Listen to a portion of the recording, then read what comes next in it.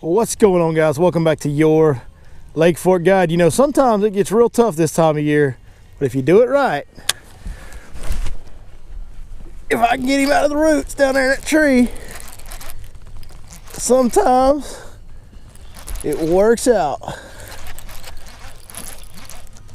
Let's see what we got here, folks. Oh, it's just a Lake Fork, just a normal, average Lake Fork bass. Anywhere else, you'd probably be pretty excited right now. But around here, it's just one of these.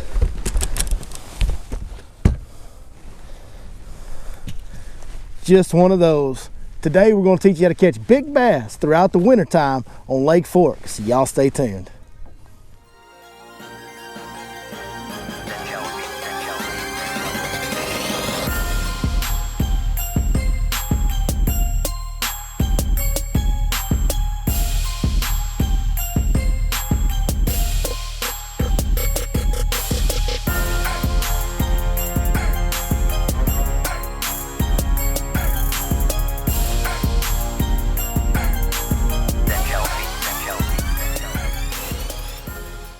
You know, we're so blessed here at Lake Fork. This is just your run-of-the-mill. I mean, literally just your run-of-the-mill bass. Really cool. It's got a black spot down there on the anal fin, but thick top to bottom, thick, wide across the back.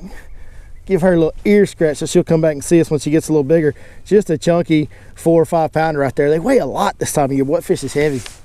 Well, what a fun way to start today's episode, catching a pretty good fish right there on a jig. And it can be tough out here this time of year, but our goal today in today's video is to give you guys the complete guide to catching big bass at Lake Fork throughout winter during these low water conditions. As you can see behind me, we're dealing with that. More on that in a minute. Hey, what we're going to do is today, we're going to give you a complete overview of fishing during the winter months out here at Lake Fork. That's going to be today's video. We're also going to do 3 more videos over the next couple weeks that are going to go greatly in depth on all 3 of the techniques, because that's right, guys, it can be that simple. We'll explain that, but we're going to feature 3 techniques to be successful at Lake Fork over the winter. And then after this, we're going to have 3 separate videos giving you all the details of those techniques. So if I don't go into some things about some of the baits that we're talking about today, stay tuned for our follow-up videos. They're going to be all the way in depth and give you all the details of how we fish all 3 of those techniques. But yes, Lake Fork is low. The SRA, Sabine River Authority, controls Lake Fork. They are conducting a manual dropping of the lake. It's going to go all the way down to 6 foot low. It should reach the 6 foot low mark by the end of the week that this video came out. That's when it's supposed to hit 6 foot low. Right now we're somewhere between 4 and 5 foot low. As you can see from the height of the trees behind me, the water's normally above most of these trees. That's a significant difference on a lake as flat as Lake Fork. Lake Fork's a pretty flat lake, as most of our East Texas lakes are. 4 foot's a big difference. 5 foot, 6 foot, that's a big difference. It takes away a lot. And what it does is it eliminates a lot of your options in the lake, and it really simplifies our fishing options for the winter, which is why we're going to show you 3 baits today that are going to work every day regardless. If you look behind me, we've got all the timber, which Lake Fork always has that timber. But if you go a little further and look up on the bank line, man, there's not much there. A lot of the shallow water, it's out of the water. The bank line and the shoreline cover, stuff that we normally have that fish will still hold on throughout winter at times, guys, that's out of the water. Where the water ends now is just kind of bare bank or standing timber. That's basically all there is at this point. I mean, there's a few exceptions here and there, but really not much. With that being the case, plus us getting our water temps to our yearly all-time lows for the year, this time of year, it really takes away most of your decision making, makes things really simple. And I believe there's about 4 different areas and about 3 different baits that you can go out and fish these areas with these 3 baits, and you can get bit every single day. Now, it is so important to take advantage of this. If you like to catch really big bass, it is so important to take advantage of this time of year when things get simplified and you know you can catch these. Man, in the wintertime, some of the biggest bass in the history of Lake Fork, the biggest bass in the history of Lake Fork, have all been caught in the winter. A ton of them have been caught in the winter. If you look at the biggest bass that's ever been caught out of this lake, it was caught in January. The second biggest bass that's ever been caught out of this lake, it was caught in late November. The third biggest bass that's ever been caught out of this lake, it was on Valentine's Day. They named it, Larry Barnes caught it. Larry Barnes caught it. that speaks volumes right there. Oh no, yeah, those are the 3 biggest fish ever caught in the state of Texas. All 3 came out of this lake, all 3 over the wintertime period on all ends of it. And I could go down the list of sharelunkers that Lake Fork has produced, the hundreds, honestly, hundreds of sharelunkers that this lake has produced, and a ton of them, a huge percentage of them, have been caught during these winter months. So it is very, very important, if you want to give yourself your best chance to catch a fish of a lifetime at Lake Fork, to take advantage of the winter months. There's not much traffic out here. The decision making is simple. We're going to try to help you guys with that process right now. There are 3 baits, as I said, 3 baits. If you throw these 3 baits from now until about March, you can go out and catch fish every single day on these baits. You're going to have some tough days in the winter, no doubt, especially you get behind the cold front, water temps are dropping, fish aren't going to bite very good. But if you go grind in the right areas with these 3 baits, you can get bites every single day. And some days it'll surprise you how many bites you get. And like we said, that big fish possibility always there. So let's get into the baits. First one, it's going to be a 1/2 ounce flipping jig. A 1/2 ounce flipping jig, very good tool. You can change the sizes. We're going to go into the details of all the different varieties of colors and sizes that I use in our jig video that's coming up in the next couple weeks. But a 1/2 ounce jig, I like the 6 cents hybrid jig. The head on that jig is so important. You're going to be fishing this bait in a lot of exposed cover, timber, root systems at the bottom of all these trees. There's root systems that you got to go through. You're going to be fishing it through some thick junk. The shape of that head is the best head I've ever found on any jig for coming through cover and still getting a good hookup ratio on your fish. A lot of jigs that are made extremely weedless don't hook fish very well. A lot of jigs that hook fish very well aren't very weedless. This is the best combination of all those things. It's the hybrid jig from 6 cents Fishing. Couple colors I like to buy if you want to go order some now. This is crawfish drone. I love that color. I also love any of the black and blue varieties. Cajun crawl is another one that's a little different that I really like in the wintertime. And by the way, guys, any of these baits we mentioned from 6 Cents Fishing, when you go to order them at 6centsfishing.com, be sure you punch in the code Your Lake Fork Guide and get your 10% discount on all orders. The next bait that's going to help you a lot this time of year, it's going to be one you can use in any of our areas. We're going to talk to you about the areas here in a minute, but in any of the areas that we talk about today, you can use a suspending jerkbait. This is a color called ditchweed. Don't throw it if you don't want to. I know it looks silly. You should buy ditchweed and you should throw it. It's really good. It's my favorite jerkbait. This is the 106X. This is our normal shallow water jerkbait. 6 Cents now also carries a DD jerkbait and a slow sink jerkbait. I do not recommend fishing a slow sink jerkbait unless you're looking at it on live sonar. But if you're wanting to get a little deeper, you can get that DD jerkbait and get you a deeper diving jerkbait. Highly recommend this time of year using the DD jerkbait primarily unless you see fish high in the water column or in shallow water on a warming trend, something like that. Then you can use the 106X. The third bait, it's going to be vital this time of year. It's going to be an Alabama rig. Man, there's going to be some areas and some ways that you can throw this bait right here that are going to be absolutely vital to wintertime success. These are 6 Cents Divine swim baits that you see on here. This is a Smash Tech Alabama rig. You can find these, I think they're on tacklewarehouse.com. If not, you can find them at smashtechbaits.com, which is linked below, of course. These jig heads that 6 Cents makes are very important when I want to fish them on jig heads. That's the 6 Cents Divine jig head in the 1/8 ounce. There's a screw lock going down the shank, and it makes, rigging up an Alabama rig kind of a pain in the butt, but having this on here, that bait doesn't ever come off there. I mean, these swim baits will stay on there forever and ever and ever and ever. Yeah. All right, so let me talk to you guys a little bit about what type of areas you're going to need to take these baits to have success throughout the winter. There's going to be 4 areas. 1 is going to be creek channels, 2 is going to be points, 3 is going to be roadbeds, 4 is going to be bridges.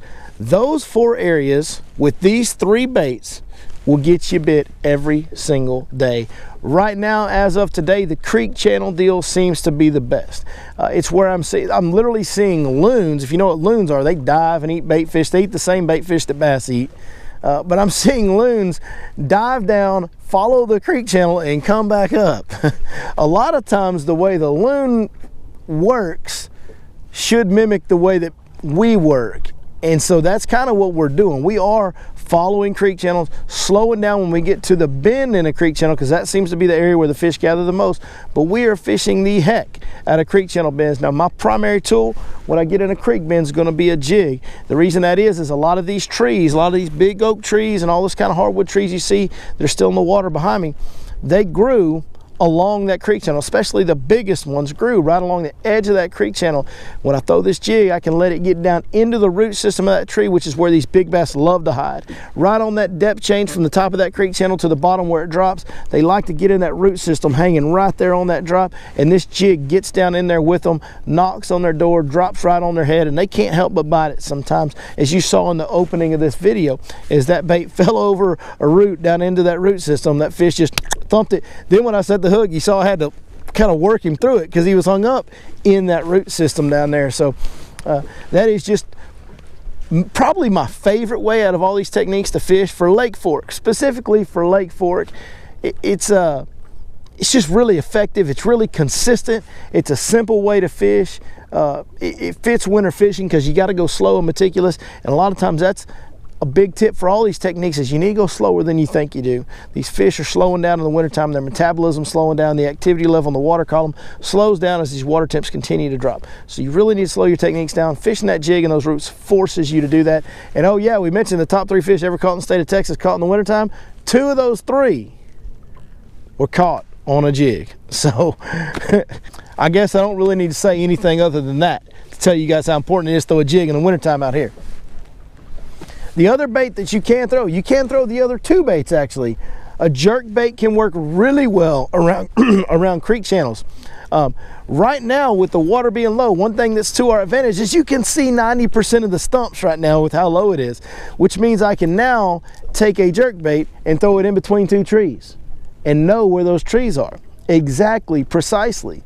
When the lake's full, you throw a jerk bait around a creek bend, you're gonna spend a lot of time hung up in a tree because you can't see exactly where the stumps are because most of them are broke off under the water. Right now, with you being able to see the tops of most of these trees, you can actually cast a jerk bait, and yes, even an Alabama rig in between timber and work it through there nice and slow. I will tell you this, if you start to see, and you will see this, I've seen it some today, if you see bait fish consistently flicking on the surface over a creek channel, pick up the jerk bait and the Alabama rig. The odds are that those bass are coming up the feed instead of being buried down in those roots if you're seeing the bait fish flick along the surface around the creek channel. You will see that especially on sunny days like today throughout the wintertime. So pay attention to that. That's a good indicator of when to change up off that jig and try that jerk bait or that Alabama rig.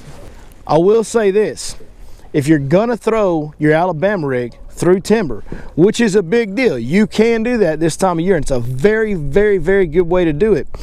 What you need to do is get you some screw lock weedless swim bait hooks. These are 3/0 hooks with a 16-ounce belly weight on them, and rig up your swim baits on your Alabama rig weedless, just like that right there. When you rig those swim baits up weedless on your Alabama rig, combined with the fact that you can see the tops of timber, you can take an Alabama rig and weave it through any of this junk that fish really typically don't see Alabama rigs get thrown in. It's a very, very effective way to do it.